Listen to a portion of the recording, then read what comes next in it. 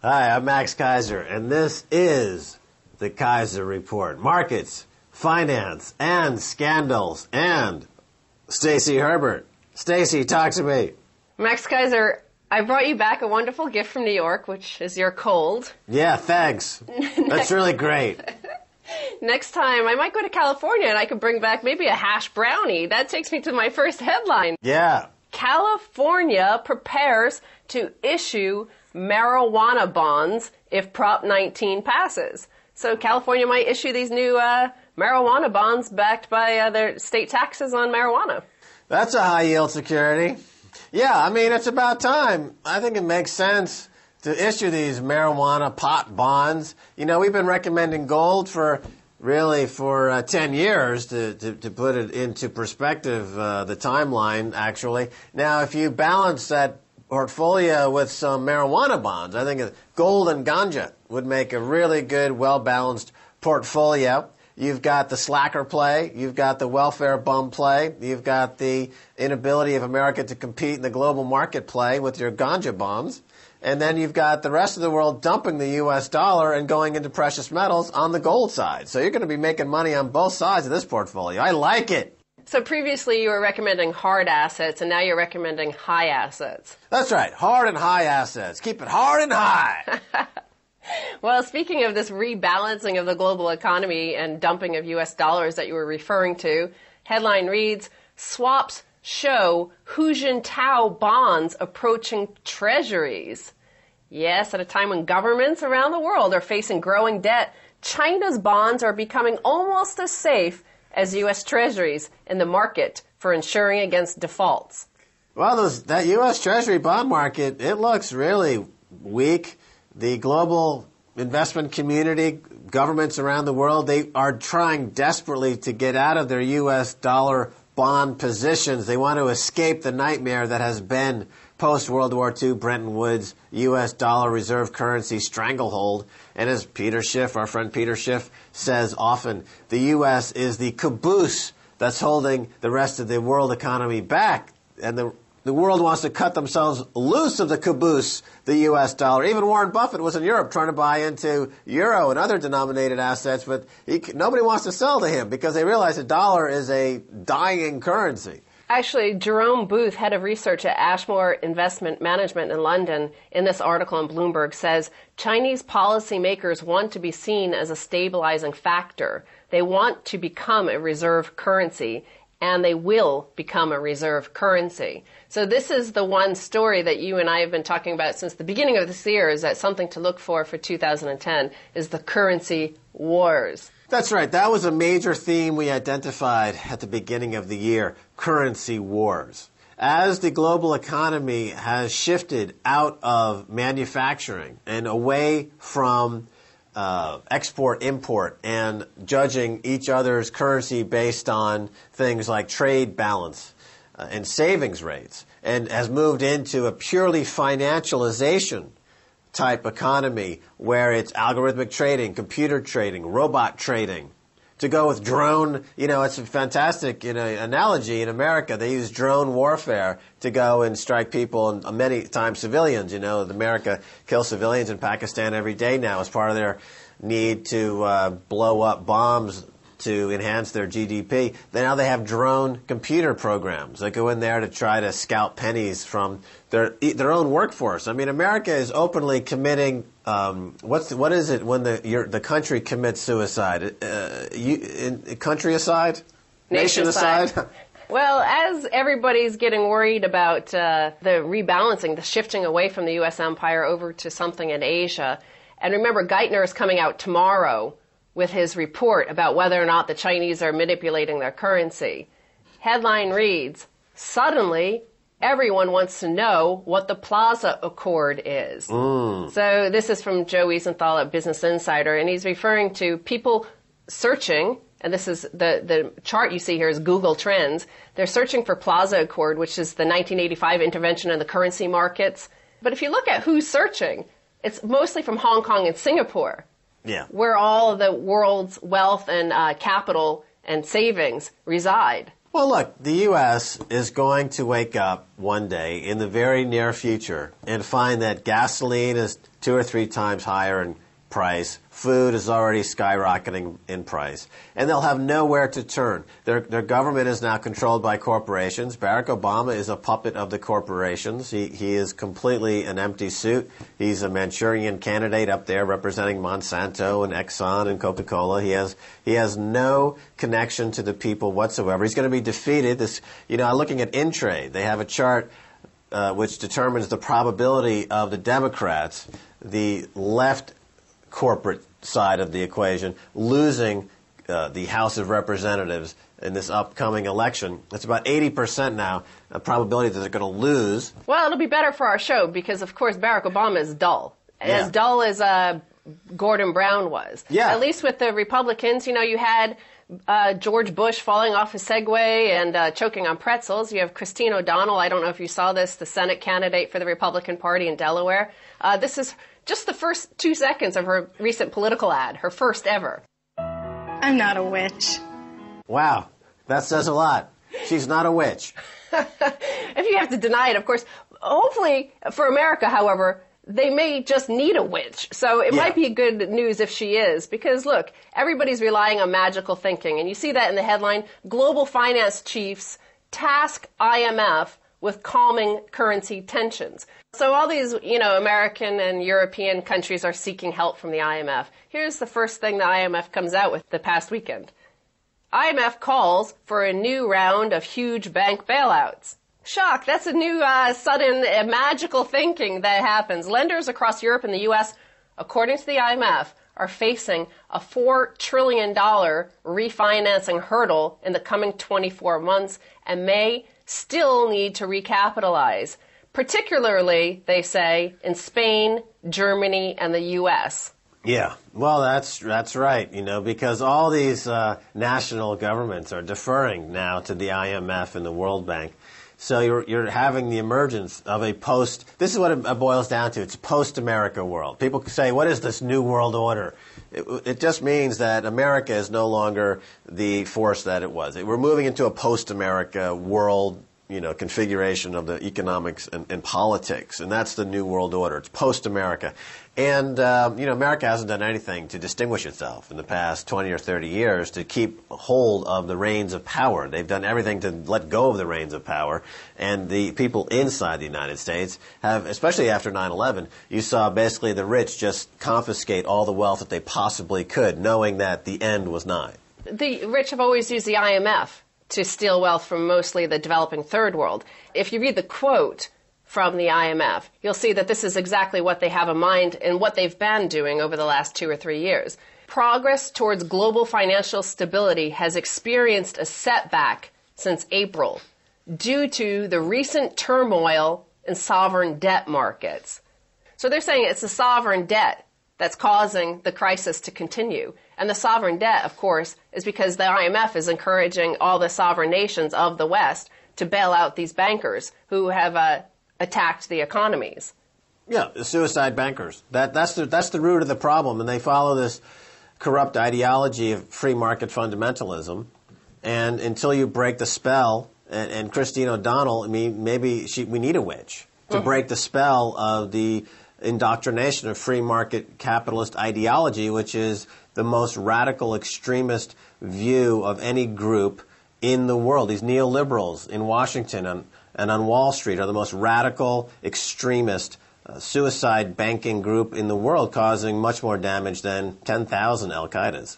Well, of course, those neoliberal economics introduced into America was called by George Bush Sr. voodoo economics. And voodoo and witches are often scary. They come out at Halloween, which is just coming up.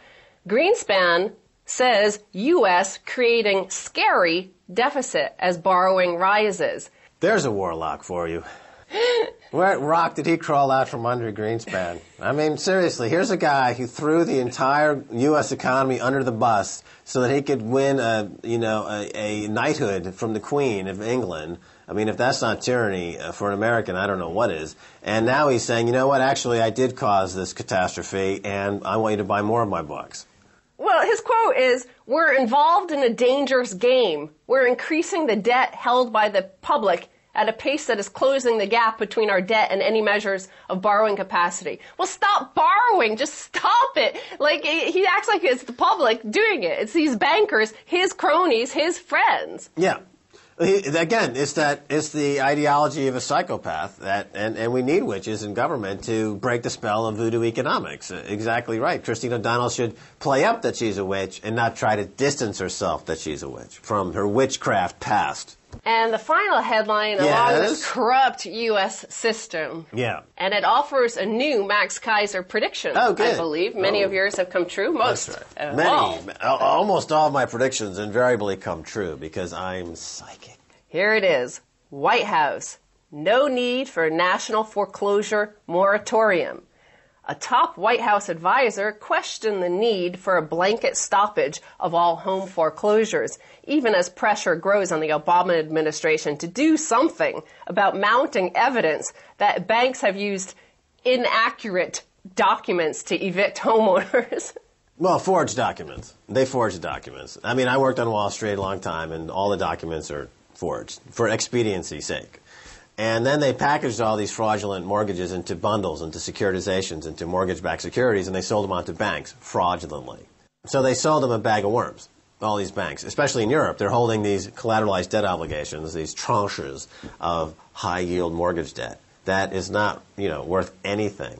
So my prediction is that this will have to lead to a bank holiday, like we saw in the 1930s. They're going to have to close the banks to sort this all out. And, oh, by the way, while we're closing the banks to sort out the mortgage mess, let's reconfigure the global currency grid. And, oh, by the way, the U.S. dollar will be 50% cheaper versus other currencies when this whole thing reopens again. Oh, and I guess that means in the U.S. your energy and food costs just go up by 60 or 70% overnight. And that's the way it goes. And to pay for it, we're going to have to take back all your Social Security benefits. But have a nice day and vote for whoever else is running on behalf of the corporations so you too can drive yourself into an early grave over there in the U.S. because you are lacking in all self-interest whatsoever. Well, Stacy Herbert, thanks again for being on the Keiser Report. Thank you, Max. When we come back, I'll be speaking with the famed economist over there at itulip.com, Eric Jansen.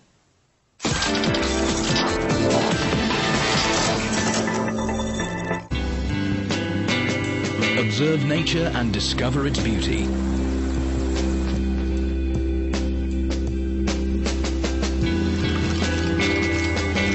Communicate with the wild and learn. Test yourself and become free. See what nature can give you on RT. Hungry for the full story? We've got it firsthand. The biggest issues get a human voice, face to face with the newsmakers on RT.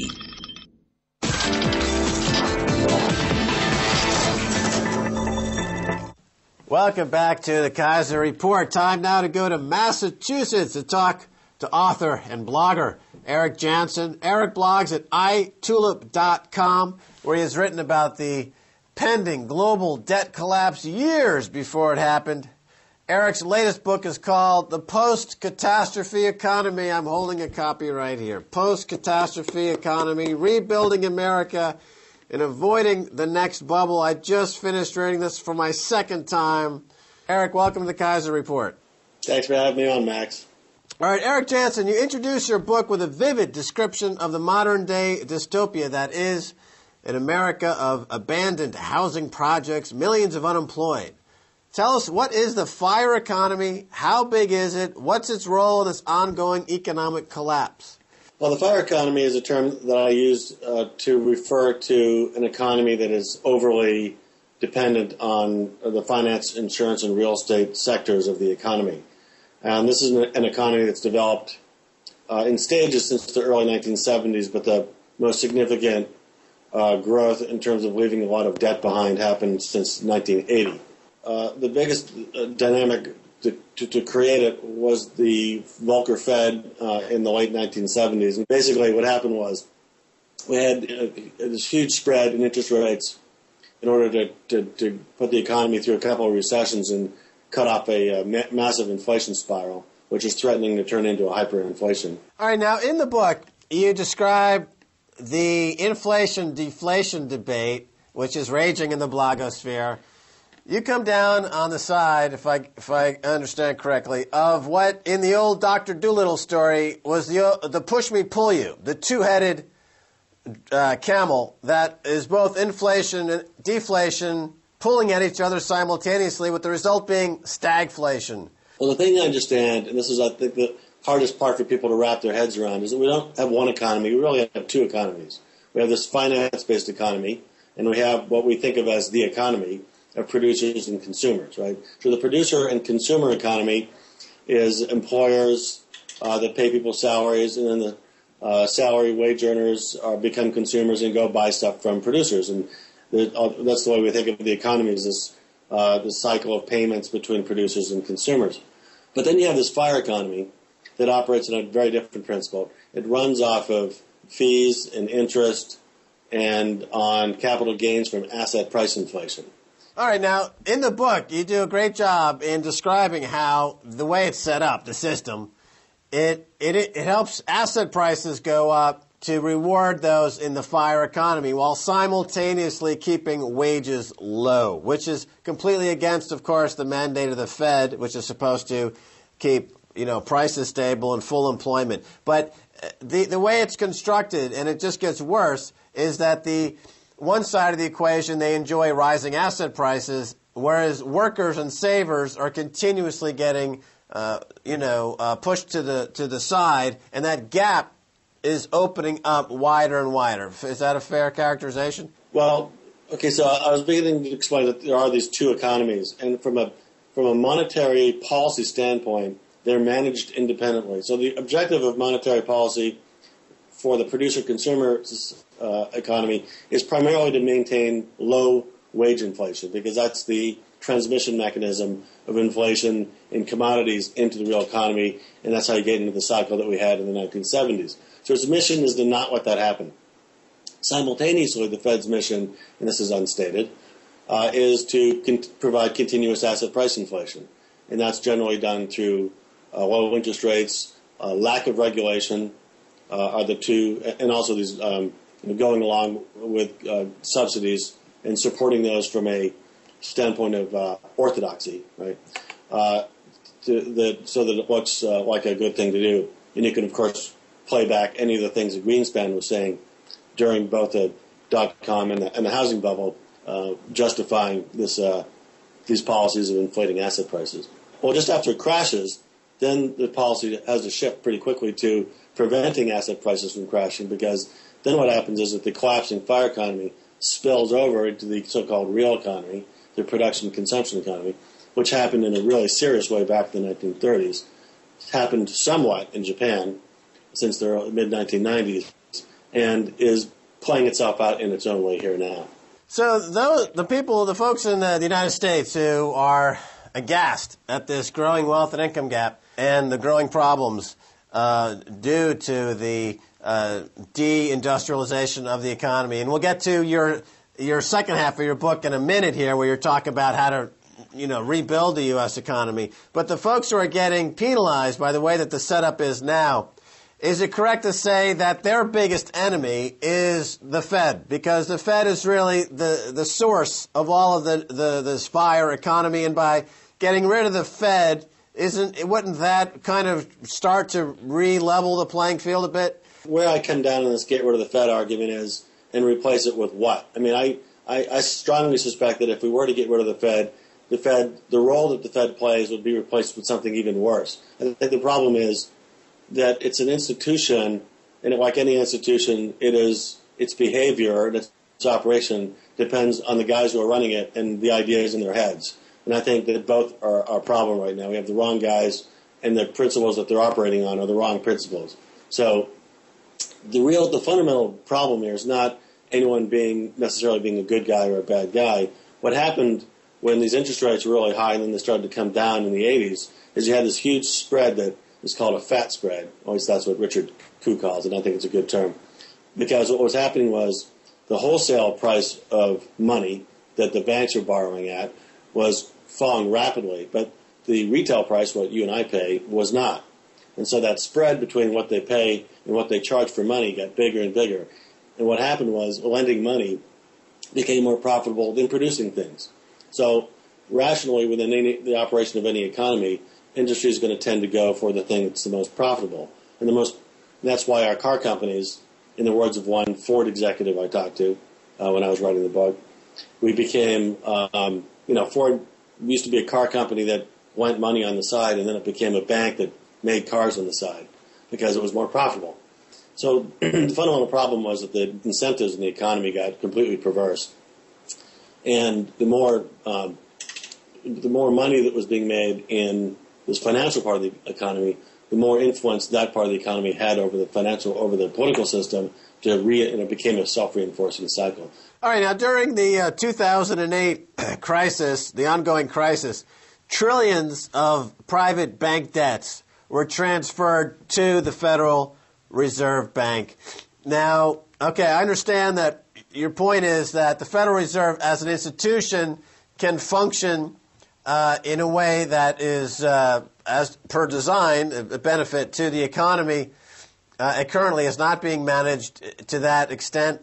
Tell us what happened to those trillions of dollars that the Fed now owns. Are going to be able to exit this situation? What do they do with these loans? Are they, with the current policies, are they as crazy as some believe that they are? If you go back to the early days of this inflation-deflation debate, and I would argue with guys like Carl Denninger and Mike Shedlock, and they would tell me, I said, well, when all this collapses, the reason we're not going to have a deflation spiral like you guys are forecasting is that the Fed's going to take all this bad debt and put it on its own balance sheet through the magic of double entry bookkeeping. It's going to show up on one side of their balance sheet as an asset, and the other side as a liability. It's going to balance out to $35 billion, although their balance sheet is going to expand by $1 trillion or $2 trillion or whatever it takes. And they told me that was garbage. That can't possibly happen against their charter, blah, blah, blah. And, of course, that's exactly what happened. And so now we have all this stuff on their balance sheet that obviously that's not going to get marked to market. If you go look at the current market for asset-backed securities, it's collapsed from, I think, 1.6 to $800 billion. And the difference is now sitting on the Fed's balance sheet. Unmarketable, they can't sell it. There's no market for it. There's no private market for any of this stuff. So the question is, how do they exit? What happens if they don't? And I suspect that's one of the reasons why we're seeing gold prices go up, because there's a general concern that the currency of a country that has a central bank that's operating this way is, well, let's just put it this way. In the long term, it's going to really cause people to question whether the central bank really is politically independent or not. All right, so in the book, the post-catastrophe economy, the idea of a disorderly currency crisis and hyperinflation is given a low probability. Since the book has come out, it's been out now for a few months, has the probability of that eventuality increased? I came up with this theory in 1999. I call it Capoon theory. And basically the idea is that we don't need to print a lot of money to have high inflation in this country. All the dollars that we'd ever need to produce high inflation in this country have already been printed and are residing in central banks and private accounts all over the world. And all that has to happen is for a sizable number of those to come home to get repatriated, because people are worried about the dollar depreciating in a disorderly way. And the process is like a run on the bank. It causes the outcome that everybody fears. So if everybody goes to the bank, tries to take their money out, then the bank does collapse. And they usually do that because they're afraid the bank is going to collapse. So they cause the event that they're afraid of. So that dynamic there's always a potential for that dynamic. And the one thing that mitigates it is that all of our debts are owed in dollars, and that the political consequences of that kind of a crash on China, on the UK, on Europe, and our other creditors is very bad. And so the way the system works, back in 2006, I called it mutually assured destruction. That's essentially the dynamic of our global monetary system. That everyone is motivated to not let that happen, because it would be a political disaster for everyone. So they're trying to work out a process of decommissioning the dollar as the primary reserve currency And that's what we're seeing today, is a lot of pushing and shoving, because the obvious big loser is going to be the United States, any way you look at it. Tell us about the other side of this catastrophe, what you call the TECI economy, transportation, energy, communication, and infrastructure, with the emphasis on energy. The background for all that is that we're going to have a second energy crisis. The first one was in 2008 when we saw oil prices go up to $147. I call it the peak cheap oil cycle. So we'll have another big spike in oil prices. And that will precipitate probably another recession. To get ahead of these cycles of crisis, we need to vastly reduce our need for oil for transportation in this country. And we're going to do that through various kinds of conservation.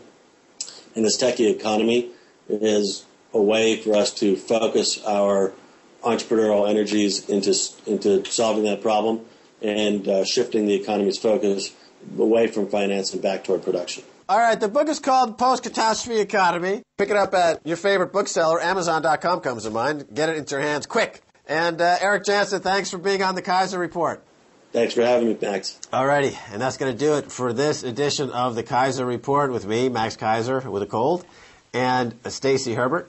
And if you want to send me an email, please do so at keiserreport@rttv.ru. Until next time, this is Max Keiser saying bye, y'all.